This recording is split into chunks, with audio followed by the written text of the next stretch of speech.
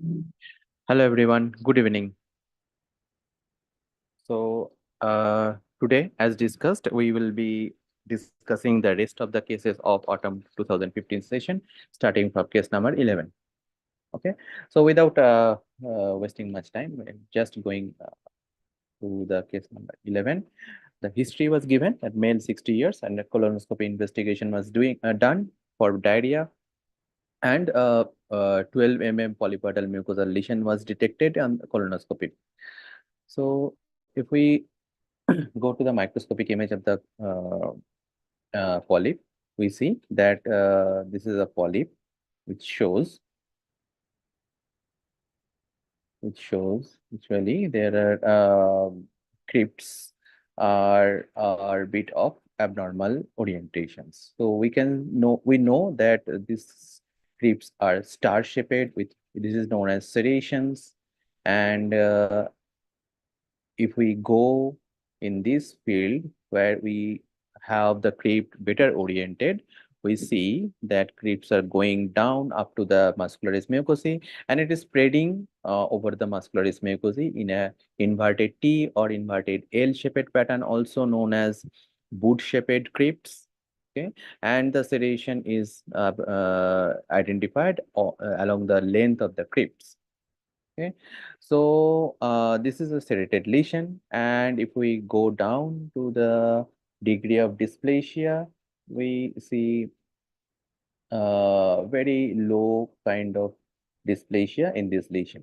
Okay, so we know that this is a serrated lesion, so known as serrated lesion, and this is actually in a spectrum of serrated lesions. Okay, and it is more common towards the right side of the colon, and there are some terminology known as sessile-sedated polyposis.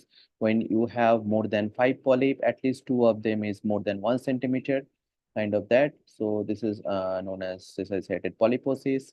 You can see some uh, genetic alteration, predominantly BRAF mutation in this kind of polyp, and the carcinoma that develops from this is known as associated carcinoma, and that molecular pathway is given in elaborated way in WHO GI fascicles. So you can refer to the chart, and you say that it is a associated lesion, and once excised, uh, this doesn't actually harbor any mutation or any chance of carcinoma, and the colonoscopic finding to be discussed in a MDT. And you can suggest that okay, the BRAF mutation status can be done on this particular biopsy to denote the underlying molecular alterations. Okay, so nothing much in this particular case. So this is how you complete the answer and move on to your next case. Okay. So our next case is case number 12, that is given a 56-year female patient with large calculus in the right renal pelvis, atrophic right kidney. This simple nephrectomy was done. So what we have, this is a section from the simple nephrectomy specimen. We can see the perinephric fat over here, the renal parenchyma is uh, is infiltrated by this kind of nodular lymphoid aggregate, and with formation of the germinal centers. The tubules, interstitium is quite inflamed. The tubules are showing features of atrophy. The interstitium showing features of fibrosis over here. The vasculature showing medial hypertrophy, which is a feature of hypertension in this patient. So this is quite a bunch of vessels with medial hypertrophy. These are the germinal centers, and there is a area which have this kind of pathological features with cholesterol cleft, lots of lymphoplasmacytic cells, foam cells. Okay, And few of the foam cells have the pigment also. These are the brown pigment, which is actually a telltale sign of hemorrhage in the lesion. So, and few of them have the multiple nuclei. So this is a giant cell. Okay. So this is a case of xanthogranulomatous pyelonephritis. Okay. So xanthogranulomatous pyelonephritis can be due to some risk factor. The patient may be diabetic, or patient maybe have some inherent like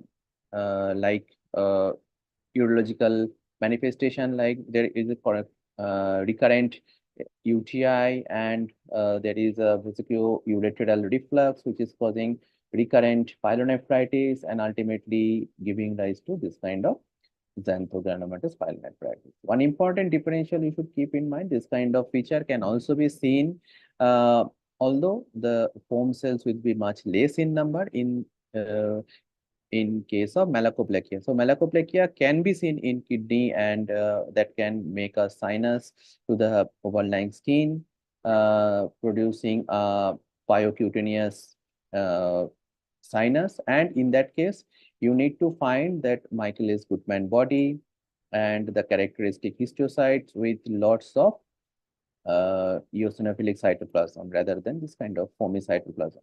So you can say this is these are the risk factor, and this is a kind of end-stage renal disease. So the kidney has been sacrificed, and there is no kind of granuloma or atypia in the surrounding kidney, and patient should be followed up because there is already evidence of hypertension in this. So this is a medial hyalinosis. So the well-established feature of hypertension going on. So patient can be followed up in nephrology OPD, and CPC can be done for this case.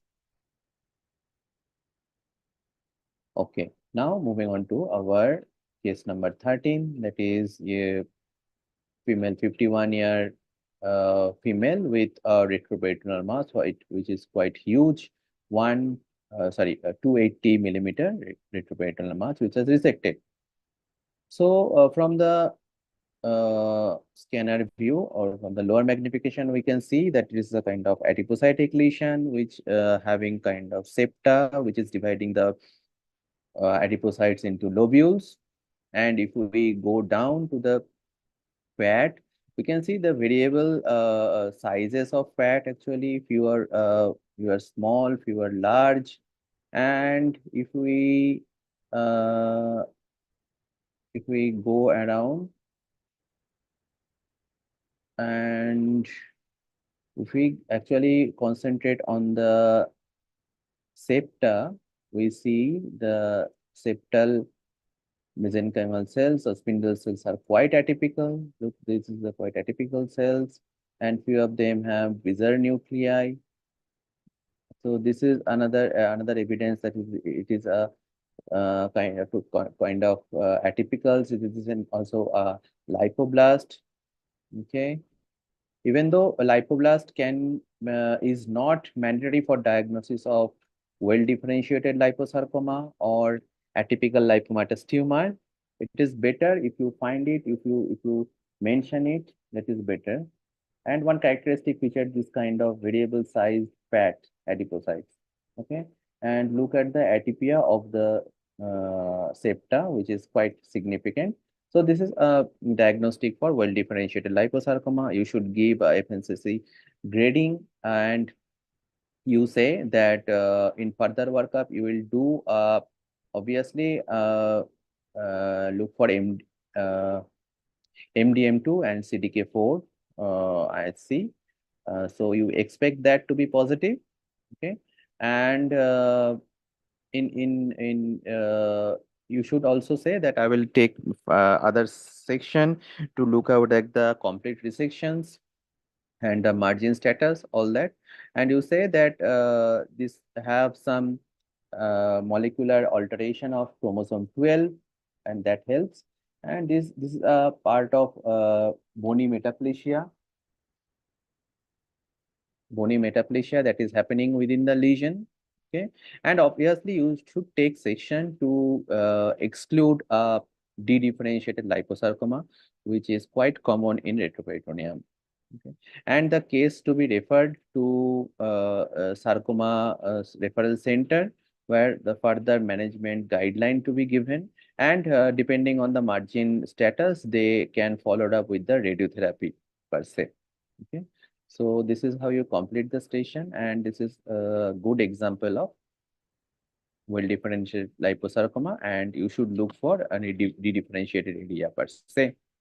Okay. Now moving on to our case number 14. Male 40 years and a given history was a intravenous drug abuse, and the patient presented with enlarged right inguinal lymph node. The lymph node biopsy, excision biopsy has been done. So from the magnification, lower magnification, we can see that this is kind of very pink node, and very less amount of bluish or lymphoid area uh, is there. So if we go down to the lymph node on higher magnification, we can see this kind of sheets of epithelioid cells and their kind of macrophages with voluminous amount of cytoplasm.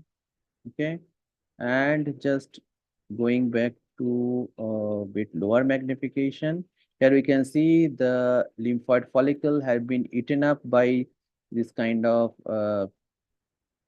granuloma, which is eating up, and in it is infiltrating into the germinal centers.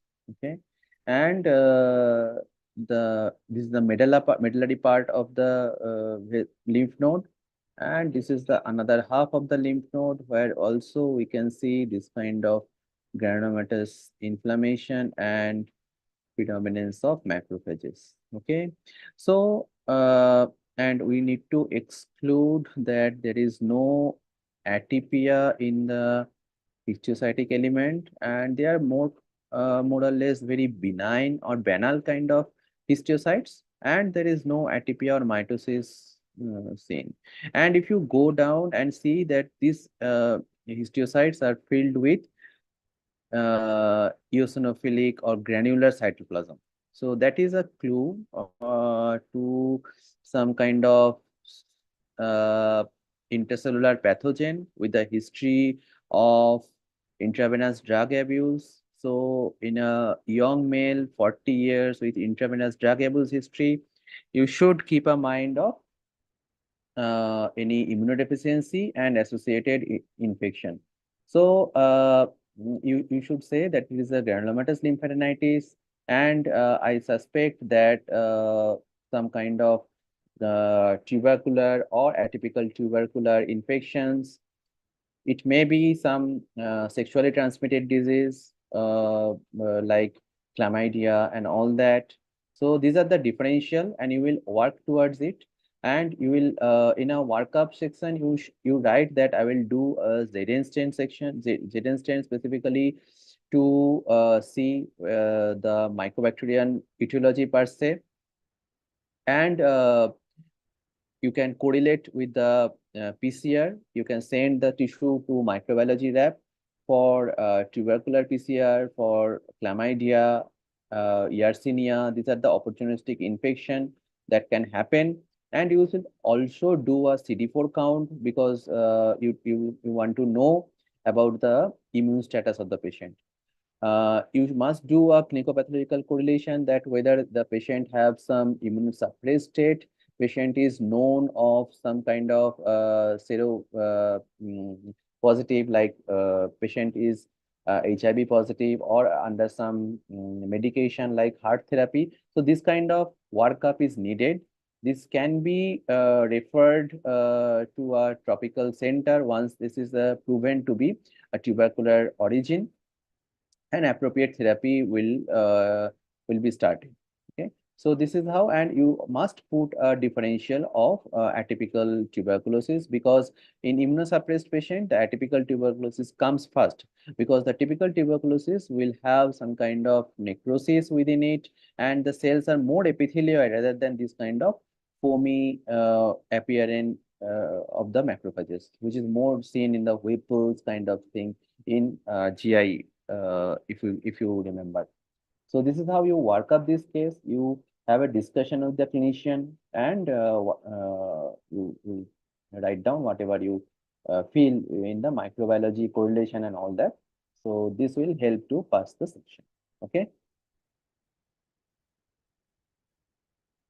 Okay. Now moving on to case number 15, that male 38-year abdominal pain and CT scan was done.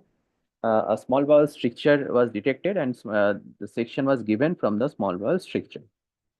So, from lower magnification and with the history that the patient is kind of young patient and a small bowel is involved. So this is definitely a stricturous part. It is giving a appearance of kind of a luminal esophagus or with kind of stellate lumen. If we go down to higher magnification, we see that this is ulcerated, and this area which is going into the deeper part actually are fissures. So these are the ulcerated mucosa with fissure. Okay. And if you go in certain part of the section, you will see this kind of non-caseating back-to-back epithelioid granulomas in the sublamina propria. And if you go along the wall of the uh, ileum or small intestine, you will see that lymphoid aggregate is seen in many parts, also reaching up to the serosa. Okay, so serosa muscularis and all that have lymphoid follicles. So with the history that the patient is having a small bowel stricture, lymphoid follicles, increased fibrosis, increased actually non-caseating granuloma, and fissure ulcers are pointing towards a history, towards the diagnosis of Crohn's disease, inflammatory bowel disease. That is a Crohn's disease, likely or definitive for Crohn's disease. Okay. So now how will you work up this case? So you will correlate with the previous biopsy if there is there, like mostly the patient will have either other systemic like GI involvement, like patient will have either gastric or esophageal, or the ileal area will be involved. So upper GI endoscopy or the colonoscopic biopsy you should look for in your LIS, and you just go through the treatment history, whether the patient has been given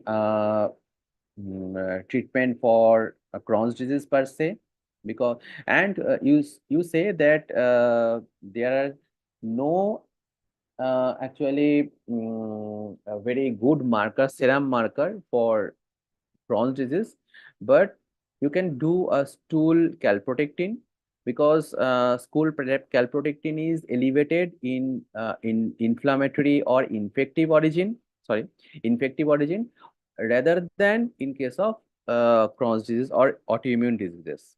So it kind of raised calprotectin will exclude the possibility of infective or chronic infective etiology per se. Okay, and Crohn's disease can be detected on previous upper GI endoscopy or colonoscopic biopsy. So that kind of correlation will be discussed in clinical pathological correlation. And you say that even though this part is resected, the patient should be under strict follow-up, because this can this can have a recurrence or multiple episodes of abdominal pain, and patient is not actually disease free. The patient can have a recurrence, or it may have some flare up. So this kind of information will show that you are aware of the natural course of the disease. Okay, and sometimes Crohn's disease are associated with some other multi-system diseases. So you write down that to increase your marks and gain some other brownie points. Okay, and yes, you can suggest some uh, other special stains like Zeden stain and PAS. Actually, if you are not sure, just for completion sake, it is not like that you are considering a inflammatory or infective pathology per se based on these granulomas. Okay, so you just want to exclude a superadded tubercular or some kind of fungal infection that can happen. Just you need to be very sure that you are a safe pathologist. Okay, so PASTIN can be done in these sections. Okay. Okay, now moving on to our case 16, that is male 83-year. So this is a pleural effusion. There is a history of pleural effusion, and a clinician have done uh, that is your video assisted thoracoscopic surgery, and a pleural biopsy was obtained. So this is a multiple fragment of pleural biopsy, and if we go down into the higher magnification, we can see there are some cellular area and other areas are kind of necrotic. And if we concentrate on the cellular area, it is more, it is very pleomorphic.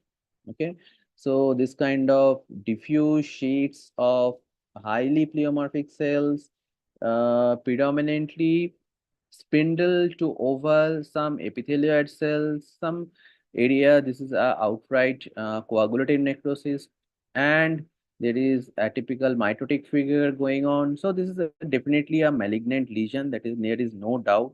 There's plenty of mitosis going on. So in case of a aged male with pleural effusion and a pleural biopsy showing this a sarcomatoid and epithelioid feature, you should say that it is a malignant pleural biopsy, and I favor a sarcomatoid mesothelioma per se, and I will exclude the other possibility, that is carcinomatous, sorry, sarcomatous carcinoma or any poorly differentiated lymphoma. Okay, so that kind of broad differential you can put, but you should consider the possibility of sarcomatous carcinoma. Sarcomatous mesothelioma. So sarcomatous mesothelioma is rare. It is almost 10 to 15% of all mesothelioma spectrum, that is epithelioid, biphasic, and sarcomatoid. So it is only 10 to 15%. But the thing is that sarcomatous mesothelioma have a poorer outcome. Okay, and you suggest that I will do some broad marker, especially the pancytokeratin, CK56, calretinine, okay, CD30 as well as CD45 to exclude any possibility of lymphoma in this case. And you say that sarcomatous mesothelioma is a referable case. You need to refer this case to to the center with, it is an occupational disease, so the patient occupational history as well as a compensation is related to this case.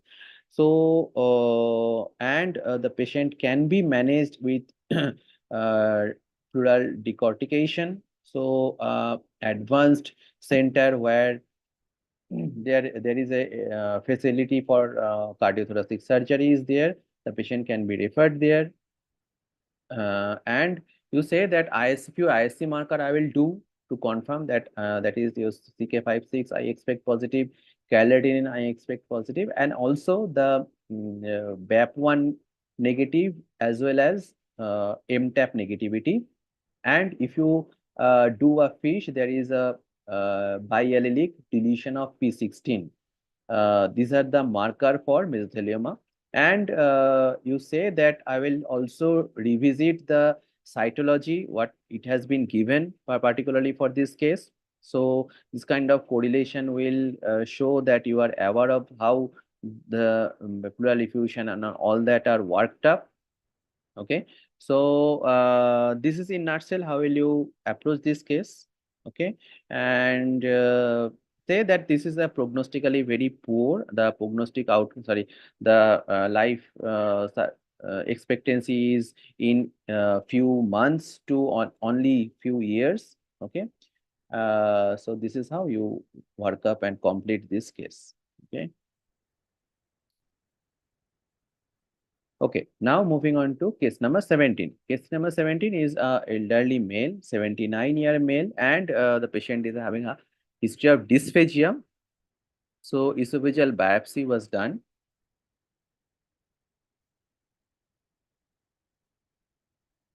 So there are multiple fragments of esophageal biopsy, and if you see that all these biopsy are lined by columnar cells. Okay, so even though it is a esophageal, there is no actually any squamous lining per se, and in few of the beads there you can see this kind of clear cell which are actually giving a impression of goblet cells.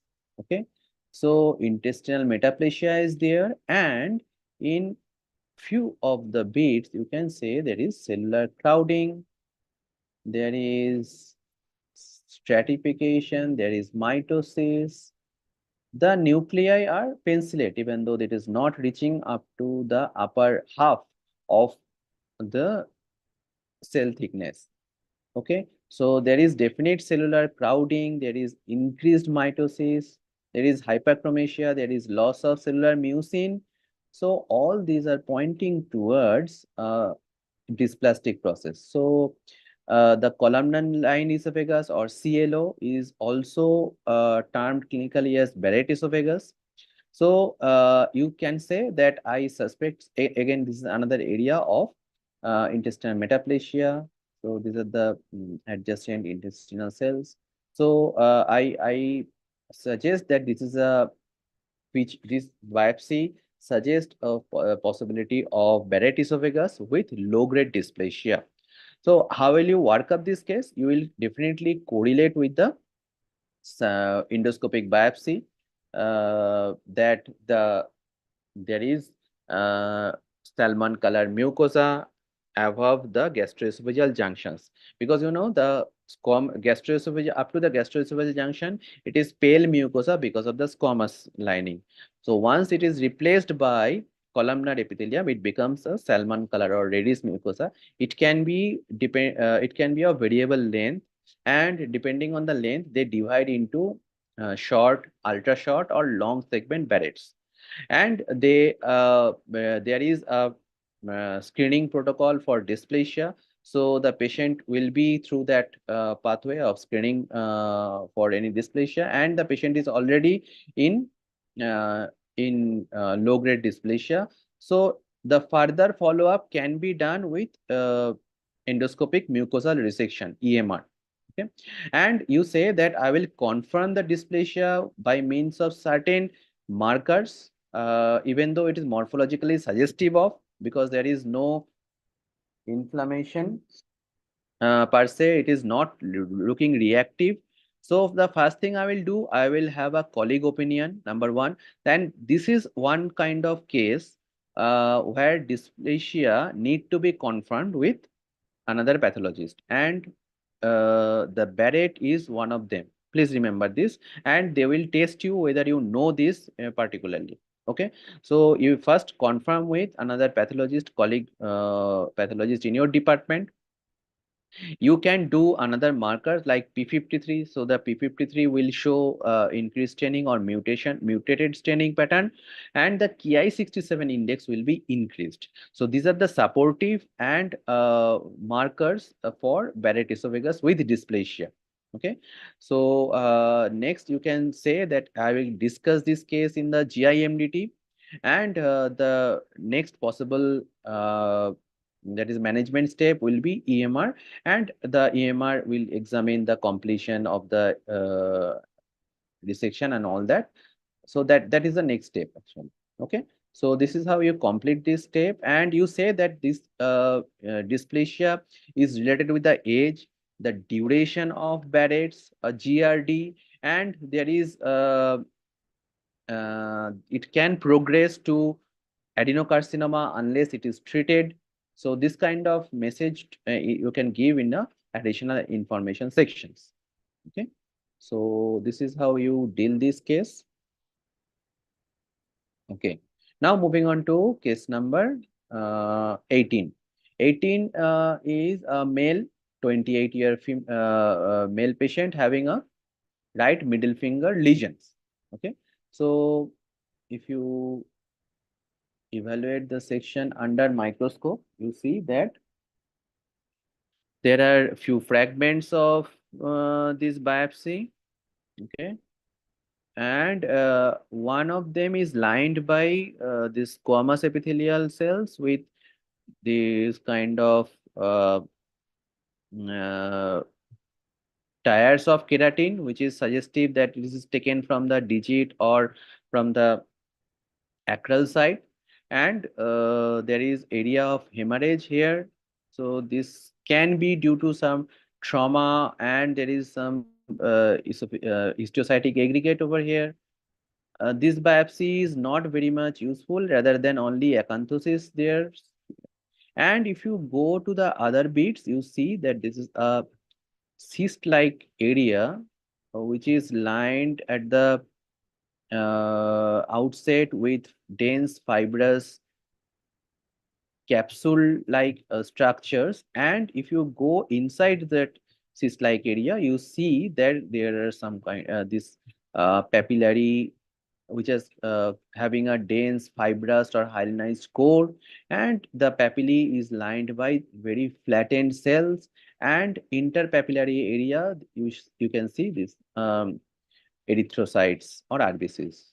Okay, so this is one area, and also in other areas they're kind of compressed or very kind of back-to-back vascular channels, but the papillae they are densely fibrous or hyalinized, and the lining is flattened. There is no overlapping per se.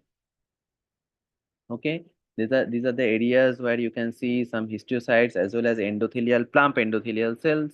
Okay, so again this is a channel which is on the process of revascularizations.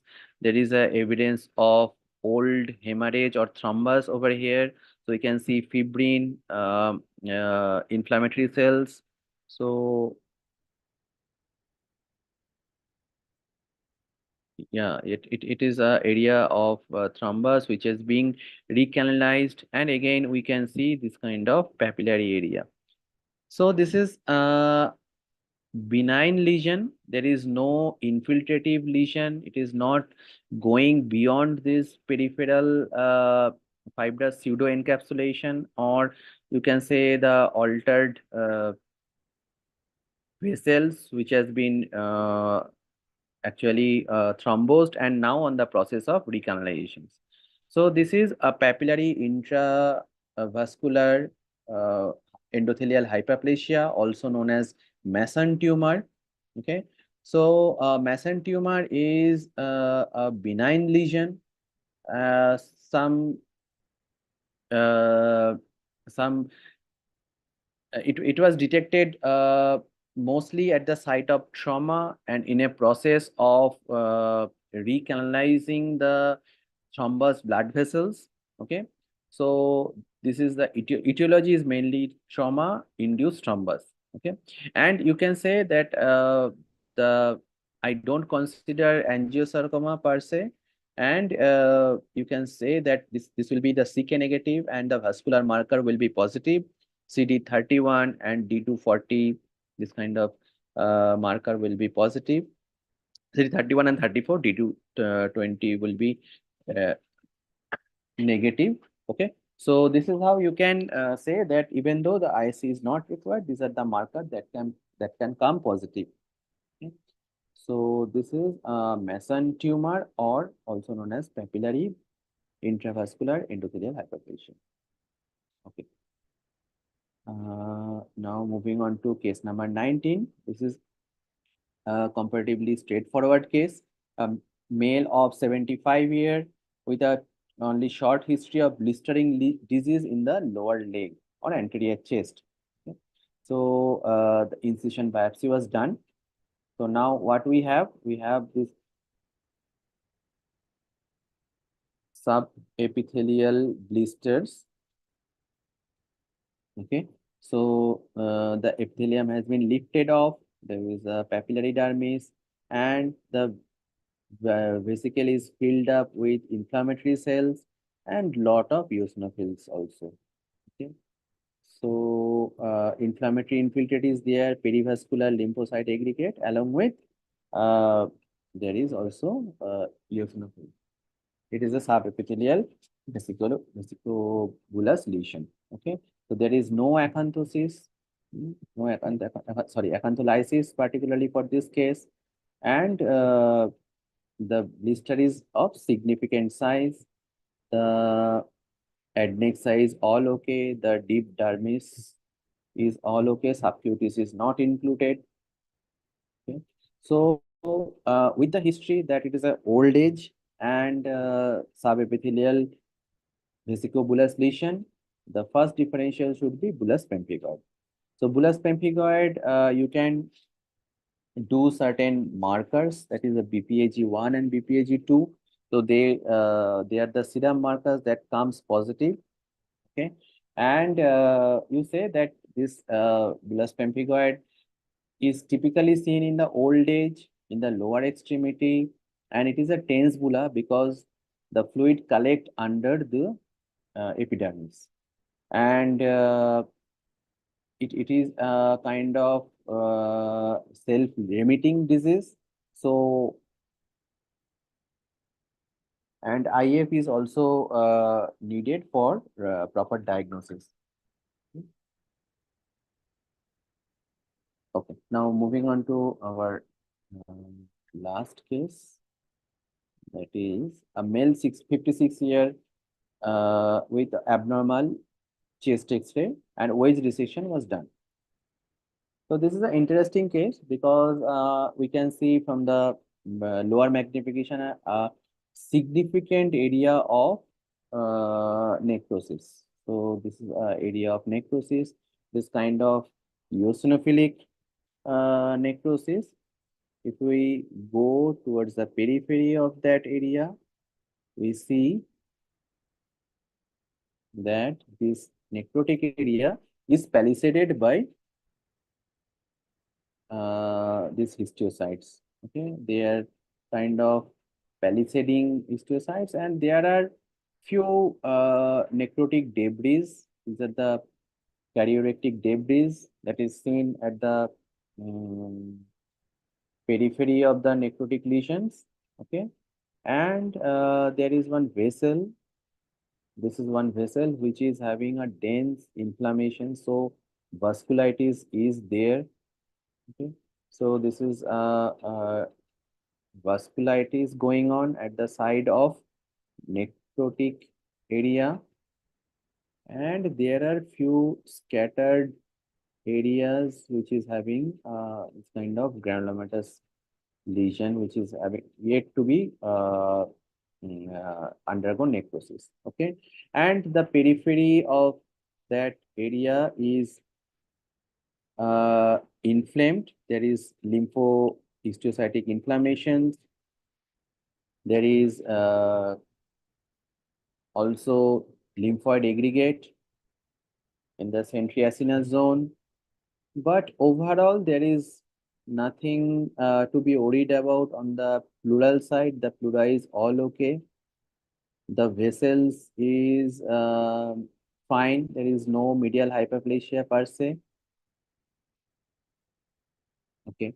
So this is how you describe that. This is a granulomatous lesion, granulomatous inflammation. What are the differential in this case you can think of? You can think of quite a number of differential. One is obviously tuberculosis, because you see that palisaded granuloma and epithelioid cells, okay, with this kind of necrosis. But the thing is that when you see this vasculitis, so there should be some concern about rheumatoid also, rheumatoid arthritis.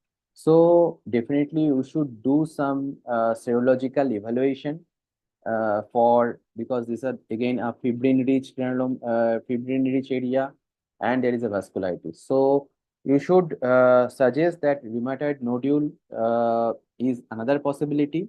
So how will you approach this case? You will do some stains, predominate, firstly, the zeal lancel stain, the PAS stain, as well as the silver stain. So just exclude the possibility of any infective etiology. Once that is ruled out, then you can think of or discuss with the clinician that whether the patient is already have some history of rheumatoid arthritis, either the patient is under the treatment, because once rheumatoid arthritis patient detected to be having a lung nodule, usually the disease flares up. Okay, this actually precedes with the disease flare. Okay, so you should do anti-RA as well as anti-CCP to actually confirm the possibility or exclude the possibility of rheumatoid arthritis. And you say that rheumatoid arthritis can be detected with some radiological features also. So radiology and clinicopathological correlation to be done in clinical setting, clinical meeting. Okay, so this is how you approach this case. You should not give a differential of malignant lymphoma. You know that lymphomatous granulomatosis can have a wide area of necrosis, but you should have large visceral lymphoid cells to detect or to suspect about the lymphomatous granulomatosis. So in a benign case, you should not give a differential of malignant neoplasm or malignant lymphoma. Okay, so this is how you approach this case, and actually rational what you are thinking of. And also it is the in this kind of case, it is very important to discuss with the clinicians and keep a possibility of rheumatoid arthritis. Okay, so this is how we complete this rest of the case of autumn 15. And if there is any doubt, please put that in your chat.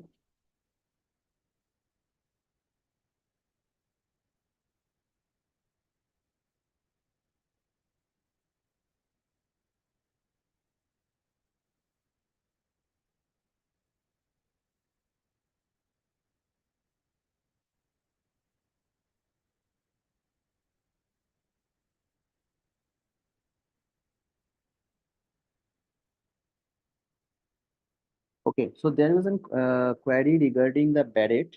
So in Barrett, you need to the best treatment you can offer is EMR. It is endoscopic mucosal resection in case of low-grade dysplasia.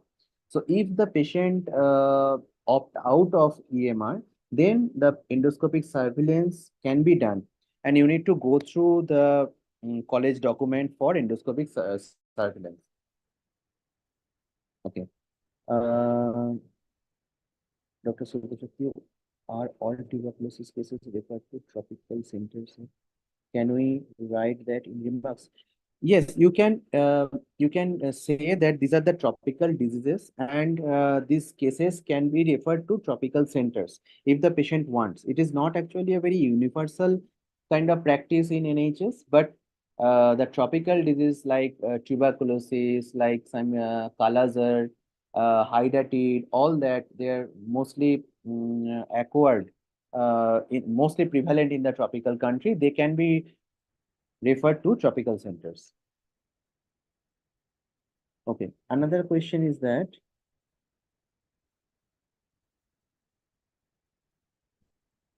case number 16, can we put a melanoma in the diagnosis? Okay, so what was the case number 16? Okay, pleural biopsy. Yeah, you can put a differential of melanoma without a pigmentation, but the thing is that you must consider a sarcomatous mesothelioma. Otherwise, if you don't put, you will gonna miss the session. You may be having a borderline fail mark. So obviously, as we have considered, it can be lymphoma also, it can be sarcomatous carcinoma also. So this kind of differential is accepted, and this is a particularly differential case which you need to be kind of very broad minded, and you put a very IHC table, you put a marker, the linear specific marker. So yes, melanoma is accepted for this particular case. Yes. Is it necessary to yeah, yeah, Dr. Sujata, it is necessary exactly. So there, yeah. So the question is that, is it necessary to go for a second opinion to confirm a low-grade dysplasia is Barrett? Yes, it is. It is actually a necessary thing. You need to say that Barrett and one another dysplasia. I am forgetting. Um, I'll just come back with the answer. So Barrett is one of the session when you must have a second opinion for confirming dysplasia along with some ISC markers. Yeah, Barrett with dysplasia is actually, yeah.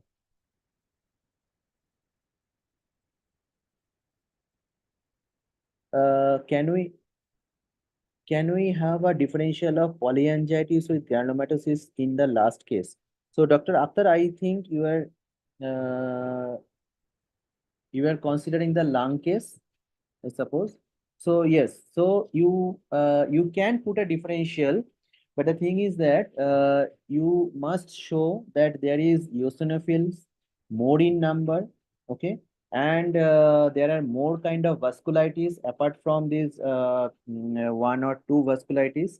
So yes, you can put a differential of eosinophilic granulomatosis with polyangiitis, that is accepted, but we should also consider the possibility of tuberculosis as well as rheumatoid nodule that are more common.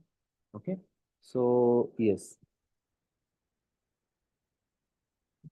Yeah, Dr. Sujata, I've asked you, where do you refer to the occupational diseases? There is a occupational disease in NHS. It is a referral system actually.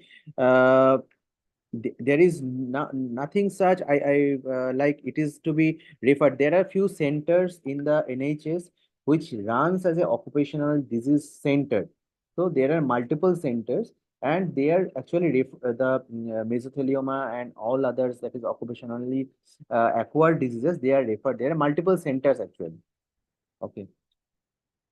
It is a referral center. If you write down that it is a occupational disease referral center, that suffice.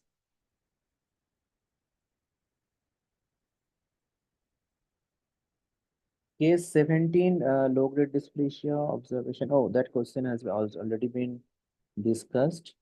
Okay, so I think there is all the question that is there, we have answered it. So if you like our this effort, please subscribe, and we'll continue this venture until all the leads exam are over. So we'll continue every week. That is on the Saturday and 7:30 p.m. The notification will be given to the groups, and the link will be there. So please like and subscribe to our channel so that you can get any interim videos also. We also put on any adding on the videos which are relevant to the short surgical or some important clues, so you can get notification for that. Okay, so that is one request from our side, and if it is of your beneficial, please refer to your friends and colleagues to joining. Okay, yeah, and the video will be available. We'll make video available after this live session is over, so you can always come back and refer to this video for your quick reference. Okay, so I am closing this session.